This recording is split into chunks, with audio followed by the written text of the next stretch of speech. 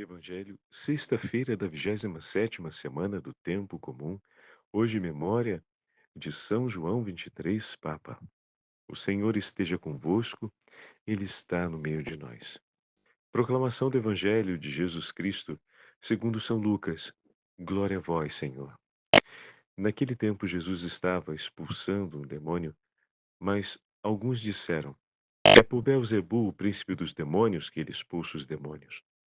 Outros, para tentar Jesus, pediram-lhe um sinal do céu, mas conhecendo seus pensamentos, Jesus disse-lhes: todo reino dividido contra si mesmo será destruído, e cairá uma casa por cima da outra.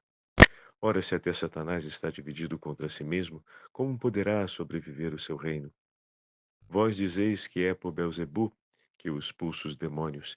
Se é por meio de Beelzebu que eu expulso demônios, vossos filhos os expulsam por meio de quem? Por isso, eles mesmos serão vossos juízes. Mas se é pelo dedo de Deus que eu expulso os demônios, então chegou para vós o reino de Deus. Quando o homem forte e bem armado guarda a própria casa, seus bens estão seguros. Mas quando chega um homem mais forte do que ele, vence-o, arranca-lhe a armadura na qual ele confia e reparte o que roubou. Quem não está comigo está contra mim. E quem não recolhe comigo dispersa. Quando o espírito mau sai de um homem, fica vagando em lugares desertos à procura de repouso. Não o encontrando, ele diz: vou voltar para minha casa de onde saí. Quando ele chega, encontra a casa varrida e arrumada. Então ele vai e traz consigo outros 7 espíritos piores do que ele. E entrando, instalam-se aí. No fim, esse homem fica em condição pior do que antes. Palavra da salvação. Glória a vós, Senhor. Sexta-feira da 27ª semana do Tempo Comum, hoje memória de São João 23, Papa. Em nome do Pai, do Filho e do Espírito Santo. Amém. Queridos irmãos e irmãs, a Santa Liturgia hoje nos apresenta a continuidade do 11º capítulo do Evangelho de São Lucas. No texto de hoje, Jesus vem acusado pelos fariseus de agir em nome do inimigo.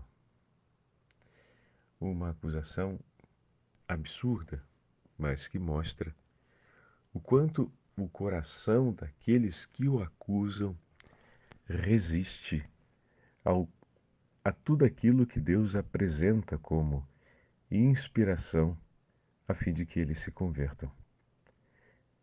Todos os testemunhos dados por Jesus e todas as palavras do Senhor apresentadas no anúncio do Evangelho são, de certa forma, recusadas por aqueles que o acusam de estar longe de Deus e junto com o inimigo. Pobres são essas almas que, tendo diante de si evidências tão grandes do amor de Deus, insistem em recusá-lo, insistem em ter uma atitude de repulsa, de distanciamento do Senhor. Por isso, no Evangelho, o Senhor vai mostrar para nós o quanto a compreensão de que Deus está distante dos homens leva uma alma a perder-se.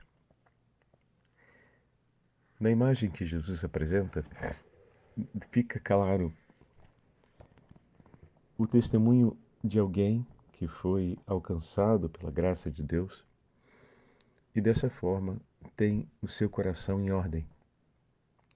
Porém, não tem vigilância sobre o cuidado da casa, que se encontra arrumada e vazia, que se encontra cuidada com atenção, mas que não voltou à sua vida. Sabemos que a vida de uma casa se marca pela presença daqueles que nela habitam.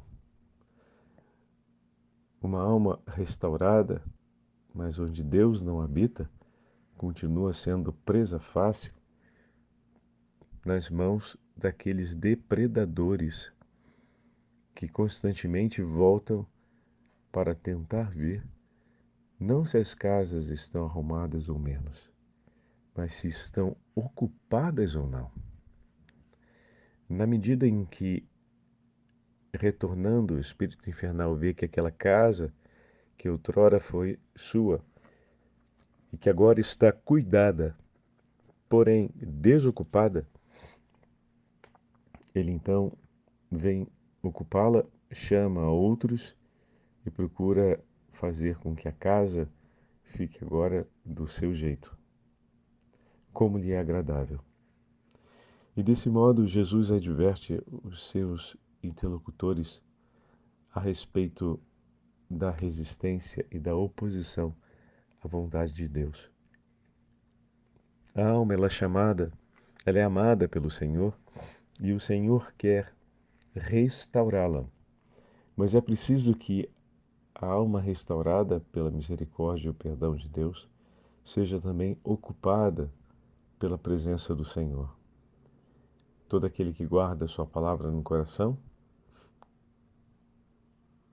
eu e o Pai, a minha palavra no coração, eu e o Pai viremos e faremos nele morada. Assim nos assegura o Senhor. A habitação do Senhor no seio de uma alma supõe não apenas a vida de oração dessa alma, mas o seu zelo pela companhia do Senhor, o seu querer dessa companhia significa também um vínculo de grande aliança e comunhão com Ele. Infelizmente, muitas pessoas, quando são socorridas pelo Senhor e recuperam a liberdade que Deus desejava para suas vidas, depois não buscam viver uma aliança, uma comunhão, uma continuidade de vida na presença, com a presença do Senhor. E dessa forma, a alma se torna novamente exposta para que outros venham a depedrá-la, a destruí-la. Peçamos então ao Senhor a graça de termos um espírito forte, mas, sobretudo, consciente desta necessidade de invocar com urgência o socorro do Senhor. Porque, quando invocamos o socorro do Senhor, de fato, nós encontramos a certeza e a segurança para os nossos dias. Em atitude de gratidão a Deus, bendigamos todas as vezes no dia de hoje em que Ele nos libertou das ações e das garras do inimigo infernal. E por todas as vezes ao longo da nossa vida que Ele restaurou com o seu Santo Espírito o íntimo da nossa alma. E a exemplo do que fez São João 23, abramos as janelas da nossa alma para que o vento do Espírito Santo entre e restaure tudo em nós, para que a presença do Senhor se faça sentir e nós possamos dizer: a minha alma é casa perene do meu Senhor, é lugar da sua morada, da sua habitação.